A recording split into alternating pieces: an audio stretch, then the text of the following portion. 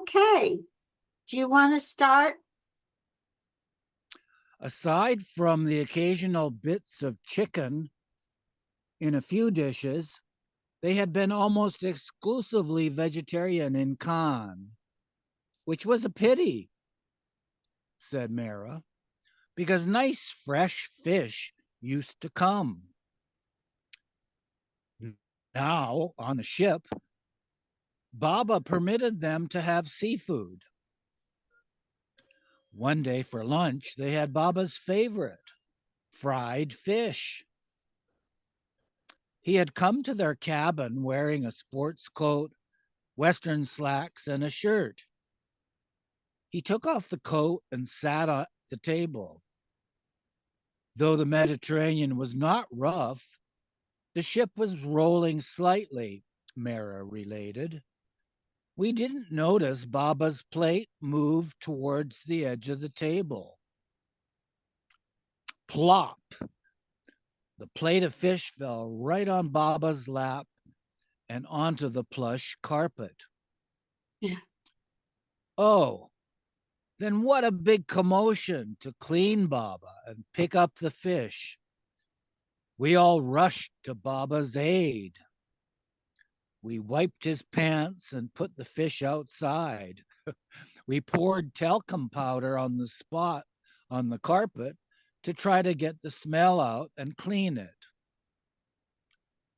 Narina ordered another plate of fish, and Baba changed clothes. When the fish arrived, he ate it, and we girls were careful to hold Baba's plate and ensure that it didn't fall.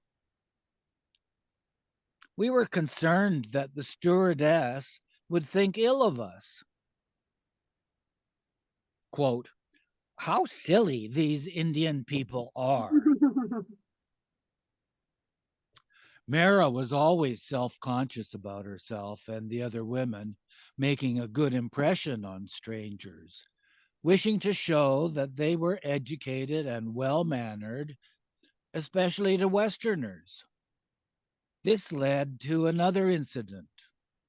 Along the passageway between the women's rooms were the large red arrows with the words "Follow the arrow" written under it.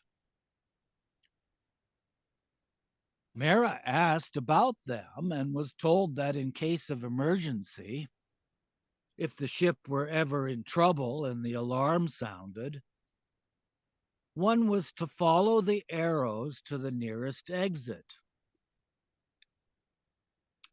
Around 9 or 10 one morning, they heard a loud thud.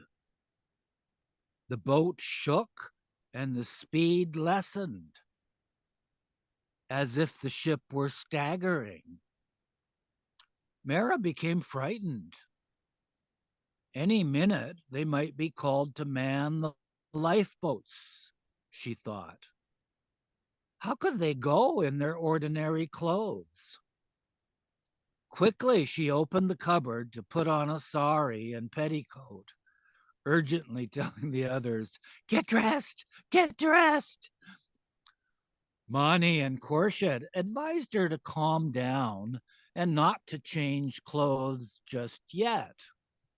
But Mara said, no, suppose they tell us to leave immediately. I can't go outside in these clothes. I must wear a sari. But no danger signal has been given, they said, as the alarm had not sounded. Wait before you change. Mara would not listen. I must be prepared in case we have to abandon ship. She changed into a sari, but soon Kitty and Rano came to tell them that everything was all right. The ship had 8 engines, and one of them was malfunctioning. That was all. Mara did not lose her self-composure in front of the Westerners. and Kitty had no idea what had just transpired. In fact, she remembered Mehera saying, "But Kitty, what is there to be afraid of? Baba is with us." As naturally and calmly as you can imagine, Kitty said. We were the ones who were perhaps a little nervous. When they left, Mara unwrapped the uncomfortable sari and all laughed. Baba also used this incident to put Narina through another ordeal by having her go to the captain several times to ask whether the engine trouble would delay their arrival in Bombay and whether the ship could go even faster, since Baba had said that he had important work awaiting him in Mehrabad. These repeated inquiries infuriated the captain and embarrassed Narina. But her predicament amused Chanji, as he had undergone similar trials in the past with Baba. Now it was Narina's turn.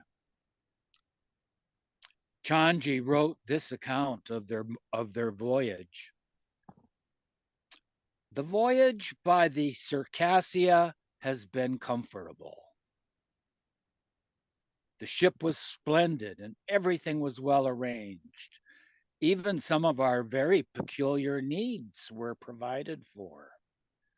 The cabins were splendid, especially Baba's and the ladies, with bath and toilet all attached, which was a great facility for the party, whose members were observing strict discipline of a life of seclusion and not going out.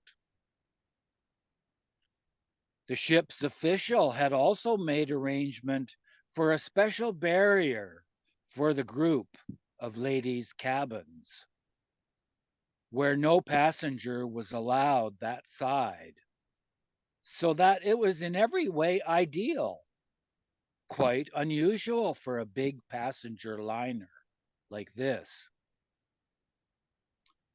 But Baba got it all done in his own way, to the surprise of all. Baba used this schedule: 6 a.m., get up. 6 to 7, morning ablutions. 7 to 7:30, that's a.m., of course, with Muhammad. 7:30 to 8, breakfast. 8 to 8:30, with Muhammad. 8:30 to 10, with women. 10 to 11, bath to Muhammad. 11 to noon, with women for lunch. Noon to 1, with Muhammad. 1 to 3, rest. Oh, that's nice and sensible, 2-hour rest. Mm-hmm.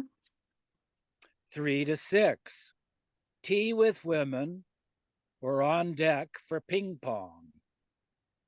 Walk. 6 to 7, with women for dinner. 7 to 7:30, with Muhammad. Feed him dinner.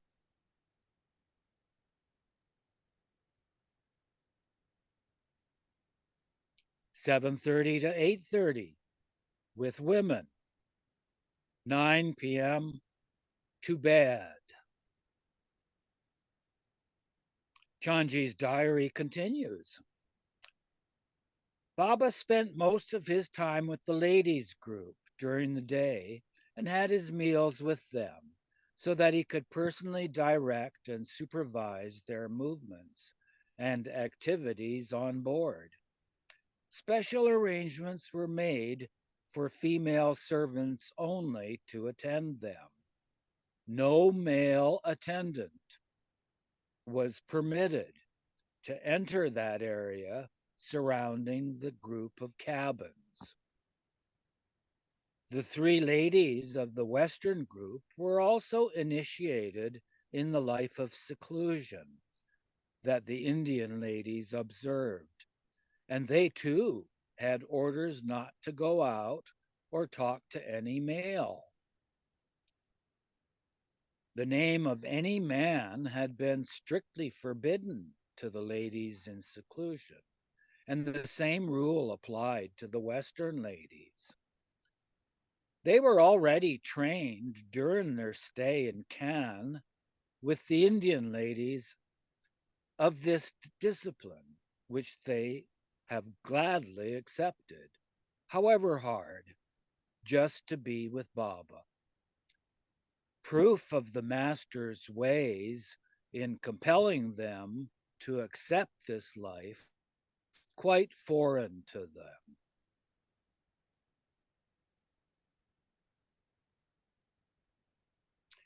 It is all the more amazing in this age when the mere thought of bondage or check on one's freedom of thought and action would be so revolting to a modern, uninitiated mind. Kitty washed and ironed Baba and Mara's clothes down in the laundry. It was the first time that she had been permitted to do so.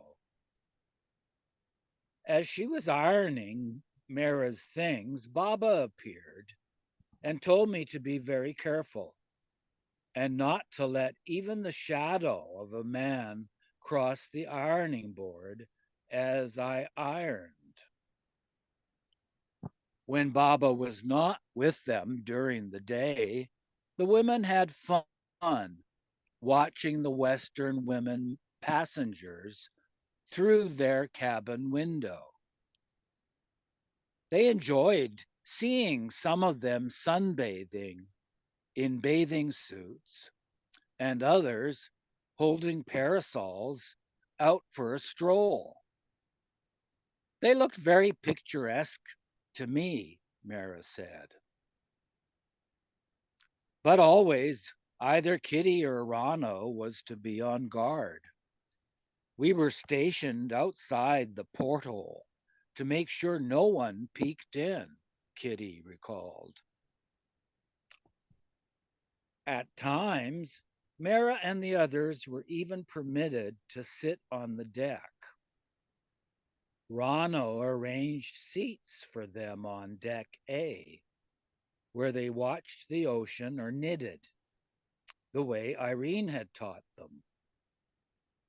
Mara was making a pair of socks for herself and a pair for Baba, but she found it difficult to count the stitches. They enjoyed watching the children, who were in a fenced enclosure, looked after by nursemaids. Small chairs and tables were inside it, where the children drew pictures in coloring books and played games. The women were taken to see the onboard nursery also, with its nursery rhyme decor. Cinderella and other characters were painted on one wall. They were not permitted, however, to attend the films that were shown in the evenings, but from their cabins, they listened to music coming from the lounge as people danced. One day, Mara mentioned to Baba, "We are eating such splendid food on board, but we are not getting any exercise." Baba agreed that they should have some.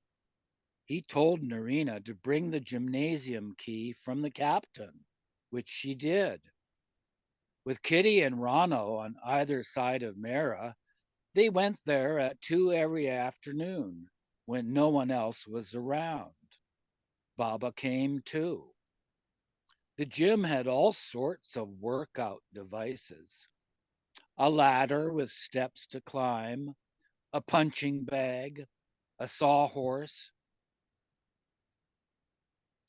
an electric belt, which was Sunamasi and Narina's favorite, a stationary rowing machine, and 3 stationary bicycles: a pink one, a blue one, and a red one.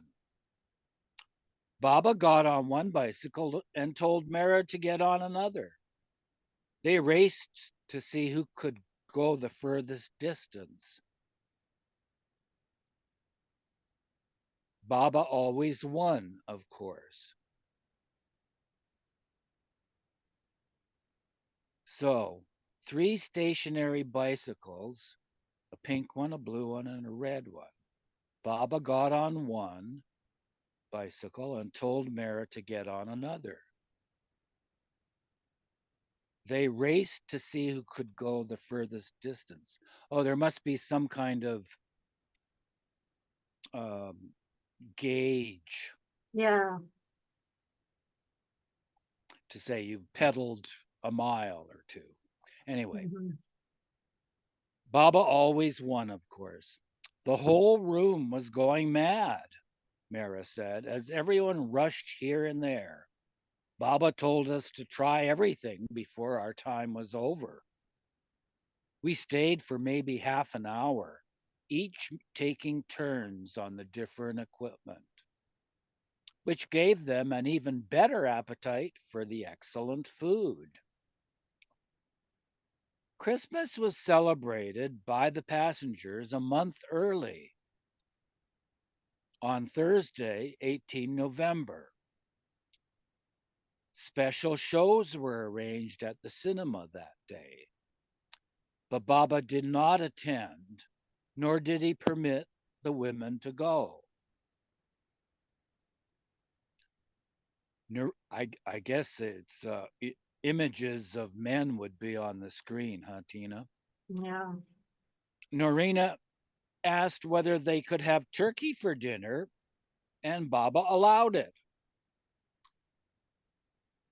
So she ordered a Christmas feast and carved the turkey when it came. It was the first time that Mehera had tasted turkey. It was very good. I liked it. Like Jesus and his disciples, they had a delicious Christmas meal with the Master and even a little wine. It was nice to see Baba enjoy his food. Baba was just like a child, so childlike in many ways, and yet he was God in human form. Would you like to continue reading now, please? Sure. As a surprise, Norina, who was very enterprising, had a pastry chef bake her ring into a Christmas cake and mark it on the top with a special design so that she knew where it was. Baba, you must cut this cake and have the first piece, she told him, indicating where he should cut. When Baba started eating the cake, he found the ring. What's this? He asked. Merry Christmas, darling, Norina said, and she told them that the ring was her present, his present. Baba ordered Baba and all were delighted by her sweet surprise. The next day, Baba ordered everyone to fast, since they would be arriving in India the day after. After feasting so many days, they did not have anything.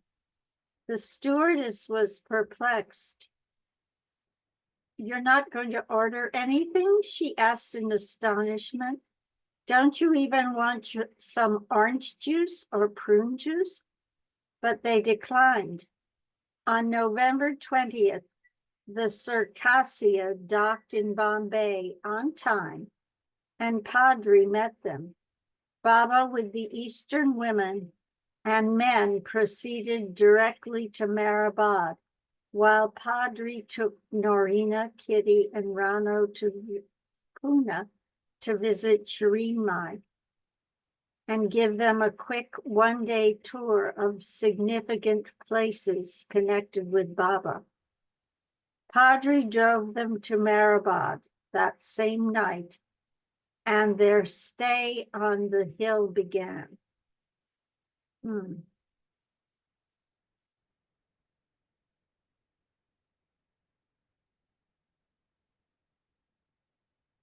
not sure who those people are.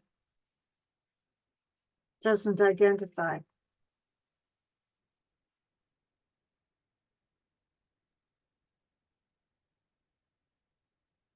Baba and Mehera.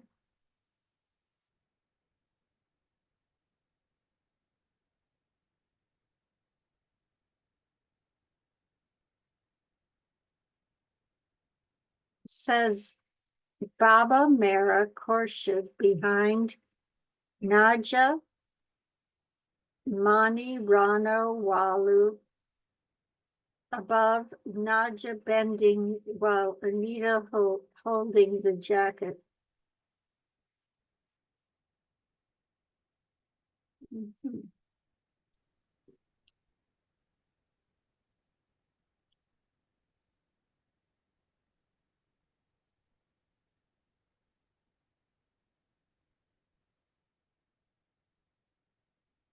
Upper Meherabad, circa 1938, posing outside the West Museum room.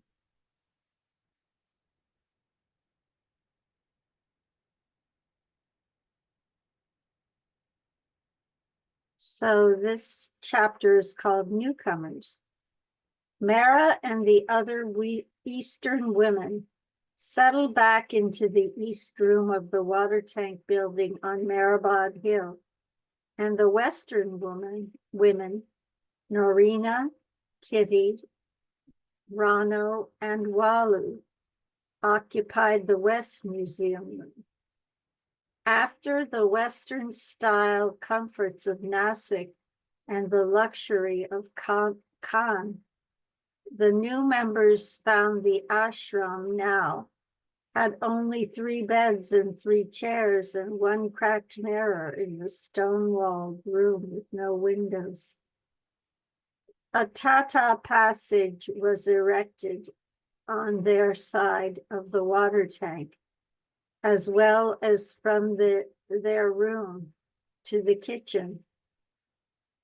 The old bamboo matting passageway from the east room was replaced. I think there's a footnote on that, but I don't see it. Each of the Westerners was assigned duties. Norina to write articles about Baba, Kitty to cook and teach Naja English, Rano to draw chairs and work on the 10 circles painting. Mehera too had a new duty. Since Naja was unwell again, Mehera began preparing Baba's meals, which she did off and on for the next 2 years. Mehera never formally learned to cook when she was growing up, but since joining the ashram, she had carefully observed Dalamasi, Naja, and the others, anxious that Baba should enjoy her food. She always asked, "Is it like Naja's?" 2 of Baba's favorite dishes that Mehera prepared were bhujas, which is fried savories, and a patrel. Baba loved spicy masala, for which Mehera ground the spices. Everyone living on the hill still had the order not to mention the name of any man in front of Mehera. Moreover, not only were they forbidden to refer to anyone male, but also to anything male. For instance, they were not to make a male chicken as a cook. They were not to refer to a male chicken as a cook.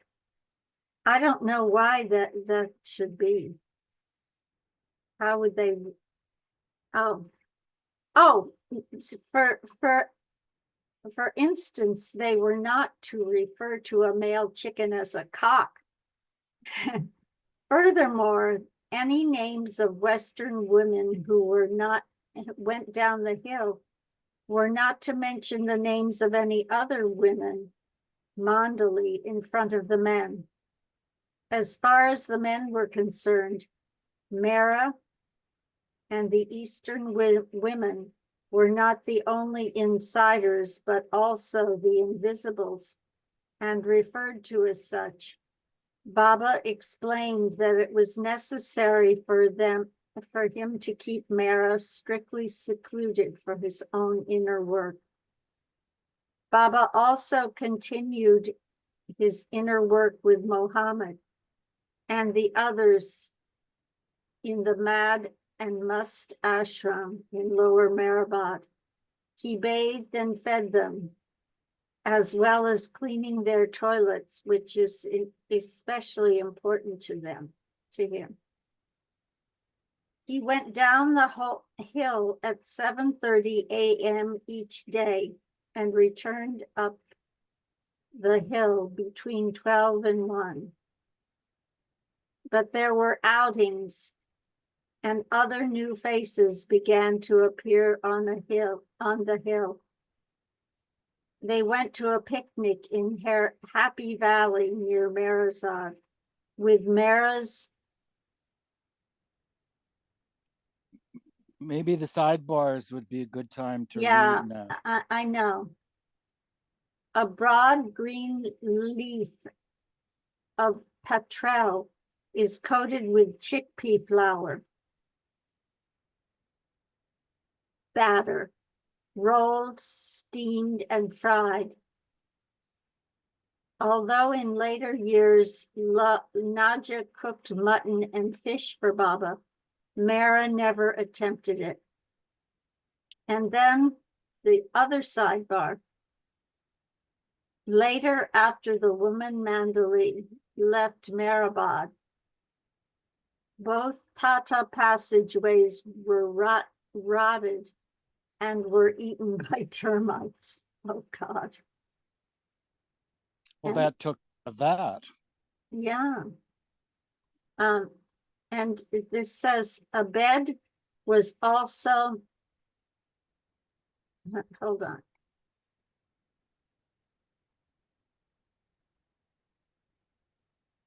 Also kept in the west room for Gulmai after she rejected the site suggested by Baba for a small room to be built on the hill for her. I think those are all the sidebars. They went on a picnic to Happy Valley near Meherazad with Mehera's sister Franey driving the white Ford V8 that Elizabeth had sent with them on the Circassia. They took another car also, driven by Katie Irani, who was living 17, who was living then in Ahmednagar with her father, Rusi Pop, and her mother, Khorshid, and her older sister, Gohar. I don't know if I should read the sidebar right now. Because of the earthquake in Quetta, Rusi's restaurant business had slackened, and so that the family had to move nearer to their relatives. When the question had come up of whether to drive, of whom to drive the second, when the question had come up of whom to drive the second car, Franny remembered Katie. During the week, when Franny had been at Meherabad, Katie had stayed at Nasik and had driven Franny's children, Meru and Nagu, to school. Baba told Franny to bring her. So on the morning of the picnic, both came up the hill at 5 a.m. It was still dark, and Chum growled at strangers. When they went in the kitchen, Baba was sitting at the table. Mera, Mani, Khorshid, Naja, and Sunamasi and Walu were with him. It was the first time since childhood that Katie was seeing everyone again. Do you remember Katie? Baba asked Mera. We saw her as a child, but she's grown up now. Khorshid, Katie's cousin, said, Baba wants you to drive the car. Will you be able to drive it? Us? Katie replied that she would and took Kitty, Ranu, and Walu in her car, while the others went with Baba. They spent the day at Happy Valley, picnicking on a packed lunch, then walking with Baba on the hills. This was my first experience of spending time with Baba since childhood, Katie said. From then on, I longed to stay permanently with the women Mandali. Katie's older sister, Goher, and their mother, Khorshid, came to see Baba at Lower Meherabad on a different occasion this time. And though they dreamed of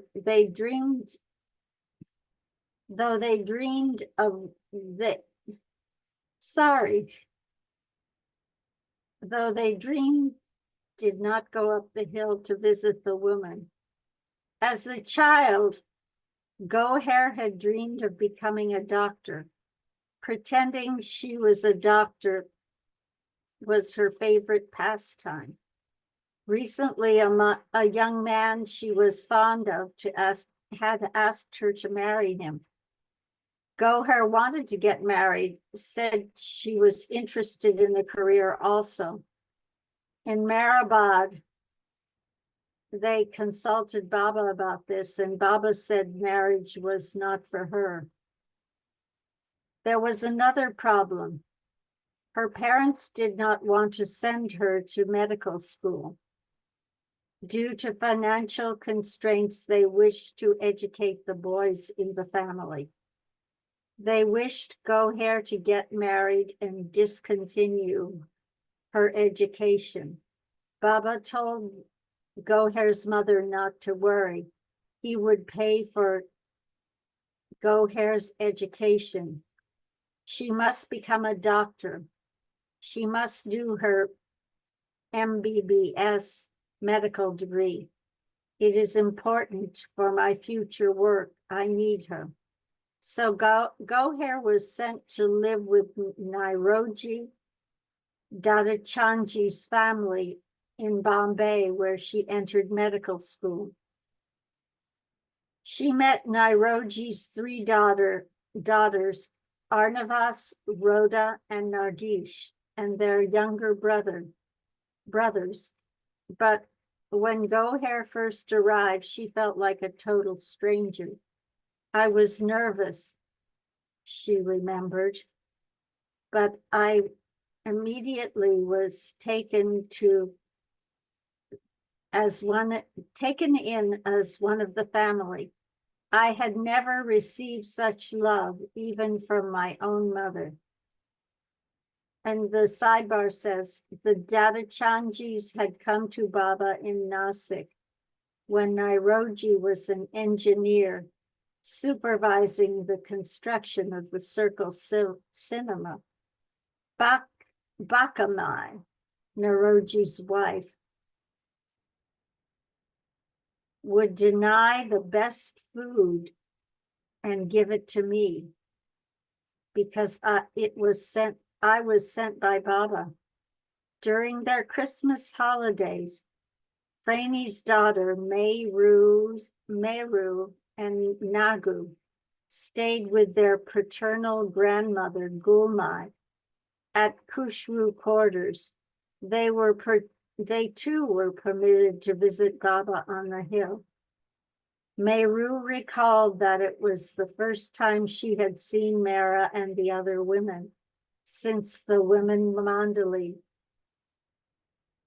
had moved from Nasik several years before.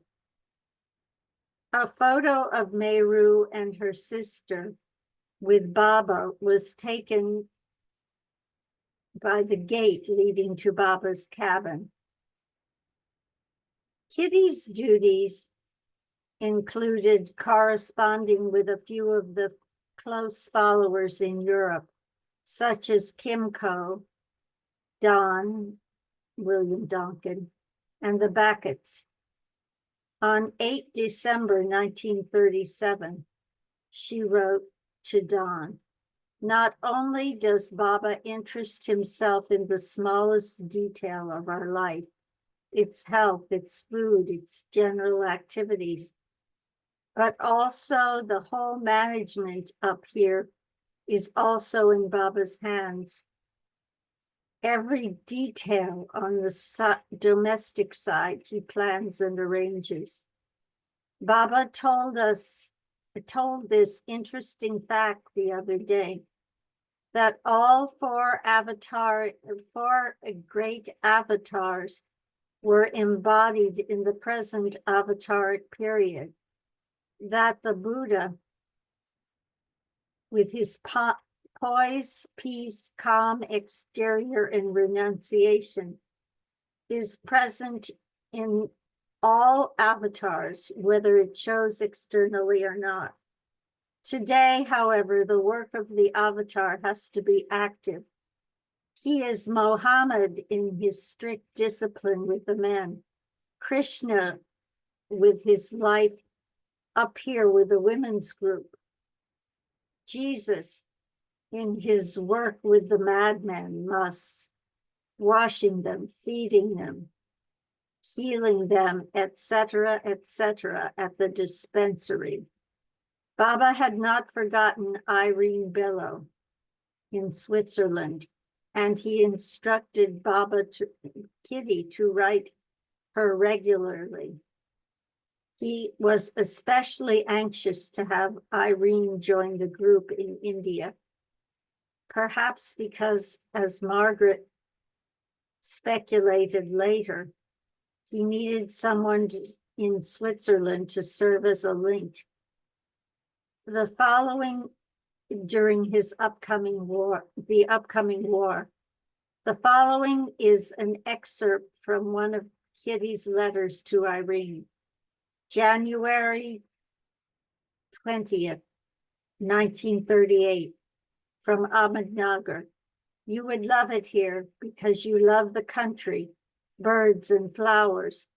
Naja and Walu take care of the garden and plant all the flowers, seeds, and trees, pomegranates, lemons, orange trees, also many rose bushes, also many kinds of spinach, especially grown for Baba. The girls do all the cooking and for Baba, and one of them looks over and prepares most carefully all his vegetables. This takes a long time. As you know, next time I will write and tell you how to prepare one or two dishes that he specially likes. While I am cooking for the others, I often watch to see how Baba's things are cooked. All his food is cooked separately. Up here, we are all busy preparing for Baba's birthday, making paper lanterns, paper rings, etc. Many women are expected to sleep here for 2 nights. This has never happened before. So it is a great undertaking. Toilets and washing places have to be built. One thing will be easy. Each guest comes with her own bedding and will sleep on the open ground. Later in Bangalore, this is a sidebar, when the war broke out, Baba teased Irene, who was Swiss German, that she represented Germany. So perhaps she did. You want to pick up? In the morning, the bed is just rolled up. The day starts at 6 o'clock. We get up at 3:30, and the guests from 4 o'clock onwards. Down below, Lower Mehrabad, Baba is giving a free meal to about 5,000 poor people. And as far as possible, he wants us to participate and share in the feast by contributing something towards it. When I heard this, I thought at once of you, as I felt sure that this is just what you would like to do for Baba's birthday, to have a part in the feast by contributing whatever you felt you could, even a few francs. Every little bit helps to make up the whole amount. If you would like to share, write and send what you can direct to Baba. So that was the end of Kitty's letter to Irene. In February 1938, just before Baba's birthday, Elizabeth and Nani returned separately from America. On the way, Elizabeth had seen Irene when she stopped in Switzerland to collect her dog Kippy. Elizabeth also brought a white woolen coat, which Irene had knitted for Baba. Kippy was a good-natured, affectionate dog who loved Baba. She had come to India before, lived with the Western group in Nasik, and traveled with them to Cannes. After the group left Cannes, Kippy remained there for a day with Irene, who had trouble finding Kippy. Irene looked everywhere and finally found the dog curled up on the couch where Baba usually sat. And the sidebar says, both were accommodated with the other Westerners in the West Room. Nani had been to America to see her son and grandchild before returning to India alone. It was the first time she had traveled without her daughter, Rano. Nevertheless, she told Rano she had had a grand time on the ship. I found out you've been crimping my style, Nani joked. Mani remembered fondly that Nani always called Rano my baby. Where's my baby? Though she was different from Rano in both looks and temperament. Nani was dainty and very chic. We've seen her in a smart little hat with a veil, for example. She always wore high heels. She was always gracious and pleasant, when you talked with her, always smiling. Baba teased Rano, telling her that Nani was so good and asking, "Why can't you be more like your mother?" Nani brought with her a painting of Baba she had been carrying for the past 5 years. When she and Rano had first met Baba in London in 1933, Rano had seen Quentin and Ruano huddled in a corner whispering. "What are you two whispering about?" she asked. "Baba has given us something to do, and we don't know how to do it." "What is it?" "My cousin has done a pastel sketch of Baba," Quentin said, "and Baba says that Nani must buy it for about £1 and some shillings. Since she had just come to Baba, how can we ask her to buy this portrait?" They felt awkward about it, but Rano assured them that of course Nani would buy the painting if Baba had said so. Nani did purchase the drawing, which was awful, Rano thought. But Baba gave them instructions to carry it with them everywhere.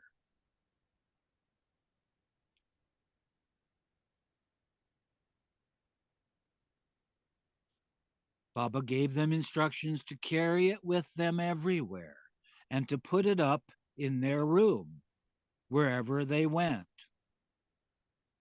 If they spent a day in the country, they must carry it and hang it on. They had a leather case with handles made for it, which Rano had to carry. "Whenever we traveled abroad," said Rano, "the customs people always asked what it was. I would reply, 'A portrait of a relative.' When they came to stay at Meherabad, the portrait was placed in Mehra's bedroom, where it remained. While the men Mandali had their own celebration in Lower Meherabad for Baba's 44th birthday, in contrast to previous years, this time Baba also permitted his women devotees to celebrate his birthday on the hill with the women Mandali. Many were invited to stay at Meherabad for several days. Perhaps Baba's taking the Eastern women to the West allowed them to come out of their secluded life a bit more, even in India. But certain restrictions were still in force. Boards were hung at every corner to remind the women visitors not to mention any man's name and not to talk about any man while staying on the hill. Though the injunction was meant specifically to protect Mehra, it was to be carried out by everyone during their entire stay on the hill, whether or not Mehra was present. This included the names of men who had died, and even those of male perfect masters.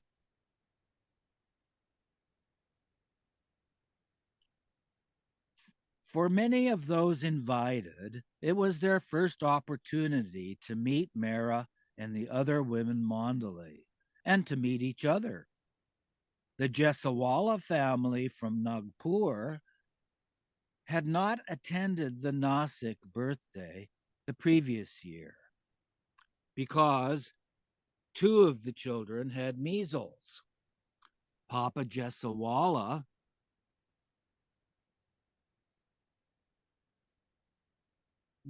there it's spelled Papa Jessawla. Yeah, that's a typo, I think. I guess so. Had gone alone with a trunk full of presents for Baba, including the jacket and cape Baba wore on that occasion. Papa had been so impressed that he had afterwards taken his family to Nasik to stay near Baba and the Westerners for 2 months. His wife, Game, daughters Meru and Manu, and young son, Meherwan, were to become among the most devoted of Baba's followers, and his eldest son, Erich, would serve Baba the rest of his life as one of Baba's intimate mandali. In 1938, the Jessawala women came to Baba's birthday on the hill, where they met Mehera for the first time when Baba introduced them to her and the other women mandali. They were permitted to stay for a few days after the celebration also. When Rhoda and Nargis Dadachanji arrived, Baba remarked to Game that they were also her quote unquote daughters. Sons tend to be given an elevated status in India. So to this, Shireen Mai countered, Array Murag, why do you give Game more daughters? She has 2 already. Arnavaz, 20, and Goher, 22, came a day later. Arnavaz had met Mehera previously on 3 occasions at the post office in Lower Meherabad when Arnavaz was 8, again 4 years later in Nasik at the Pigeon House, and also in Bombay when the women stayed briefly at her home. This time, she went into the kitchen where Baba was seated on the table. She took Baba's darshan and he embraced her. Then he turned to Mehera and asked, Mehera, do you know who this is? This is Arnavaz. Baba told Arnavaz to embrace Mehera. Somehow that embrace was something very special, Arnavaz said. With it, Mehera made a niche in my heart. Although Arnavaz and Goher stayed at Meherabad for 4 days, Arnavaz did not speak much with Mehera then. But I saw at that time the special position Mehera held with Baba, the status she had. Somehow I knew from the beginning that Mehera was very special without anybody explaining it to me. It was internal, something that I felt inside so deep within me. Would you like to continue, I Tina? can pick up. Thank you. You're at Goher too? Goher too. Yes, Goher too, as a child, had seen Mehera briefly in Quetta. And again, when Mehera and her mother were living at Kushru quarters, sewing shirts for the poor. After that, She did not see any of the women Mandali again for years. She and her family were not allowed to visit them in Nasik, though they saw Baba occasionally at Lower Meherabad. Goher's mother, Khorshid, told about Daulat Mai, how Daulat Mai had so much love for Baba, how she had come from a wealthy family, and how she had sacrificed everything to live with him. In those days, Goher related, it was something very great to give up everything in the world, it still is, to renounce everything to live with Baba. My mother had great respect for Daulat Mai. Often she mentioned about her brother being a colonel and about her husband having been a forestry officer. In spite of that, in spite of having so much wealth, she didn't need anything and had joined Baba. We also knew about Mehera and her family background. We were children, but we always carried that impression. But Goher's first real memory of Mehera comes from the 1938 birthday on the hill when Mehera was 31. Mehera was outside Baba's cabin dressed in a long-skirted blouse, putting rangoli, chalk-colored designs on the ground.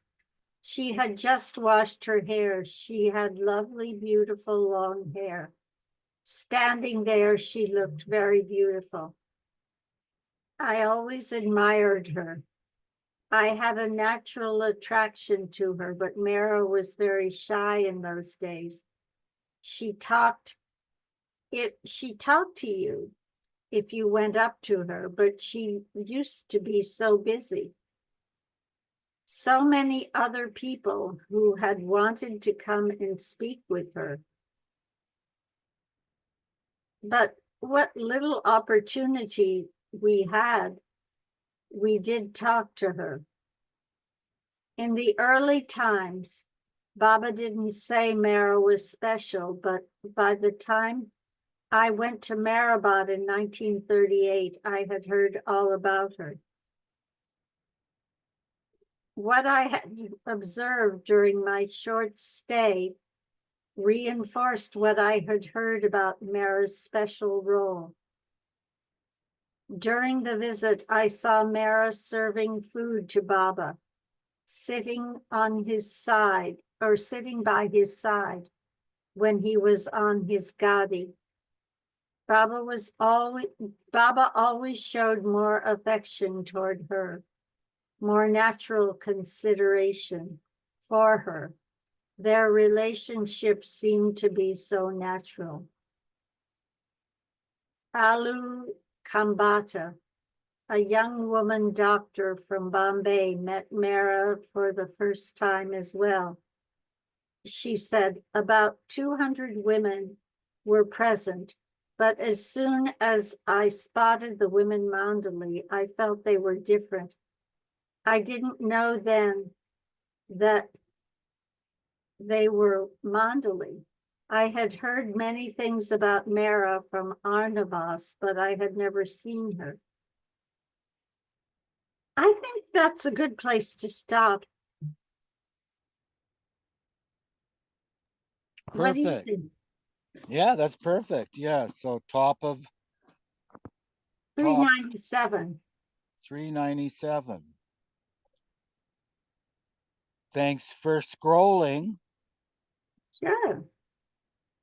Thanks for coming. Always a pleasure. I'll make a note of 397 in my Okay. phone.